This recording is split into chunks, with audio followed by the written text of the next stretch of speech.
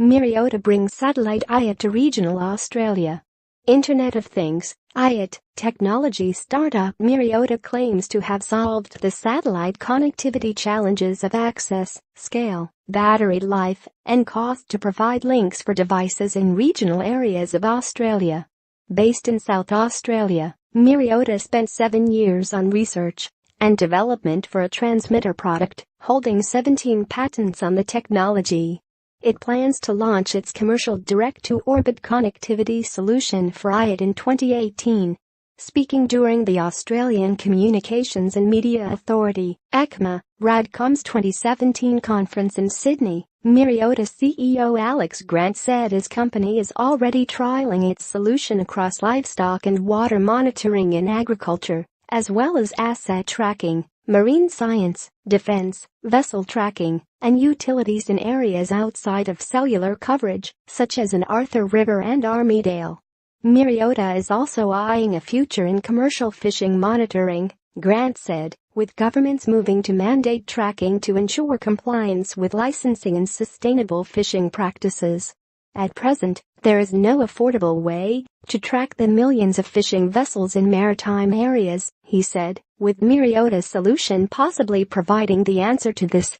Myriota's current generation technology allows for a 4-year battery life of IoT devices using 2 AA batteries, scales to hundreds of millions of connections, and offers a 10-fold cost reduction from traditional satellite offerings to reduce the bar for getting into space, the chief executive said. It also currently has GPS on board, but Grant said the company is now working on equipping geolocation without needing this. The advantage, he said, would be the removal of a power-hungry chip from IoT devices, further improving cost and battery life. Grant also explained how Myriota has worked to ensure the security of its system. We had to really work very hard to solve the problem, not just of data payload encryption, that's fairly straightforward. The real challenge is the authentication and privacy aspects of the link, so that you can't, for example, have an attacker getting home metadata attacks on your IoT system, Grant said. For example, counting how many things you have or being able to tell where all your things are.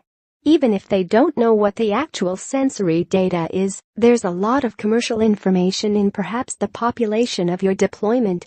Calling its solution the holy grail for remote IoT in a blog post, Myriota said its low-cost transmitters, which send small packets of data to low Earth orbit nanosatellites, remove the requirement for infrastructure and backhaul on the ground. Nanosatellites are being launched in increasing numbers, with ASX-listed Sky and Space Global, SAS, one such company looking to build a wholesale narrowband low-cost voice and data network through the provision of satellite services. It will sell nano-satellite connectivity to telco providers throughout Equatorial Asia, South America, Central America, and Africa, as well as to shipping companies and airliners operating in those areas. SAS completed in-orbit testing of its first 3 nanosatellites in August and is aiming to have 200 nanosatellites in orbit by 2020, purchasing 4 dedicated missions from Virgin Galactic to launch these mini-satellites into space on its vehicle launcher 1.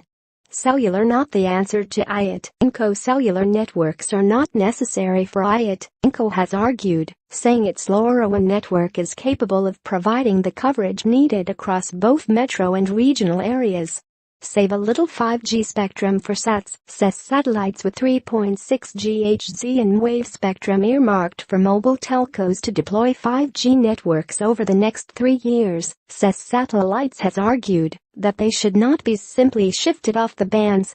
ACCC pushes holistic spectrum ownership ahead of 5G. The ACCC is pushing a change in stance on spectrum holdings in replacement of the current auction and allocation process of individual bands.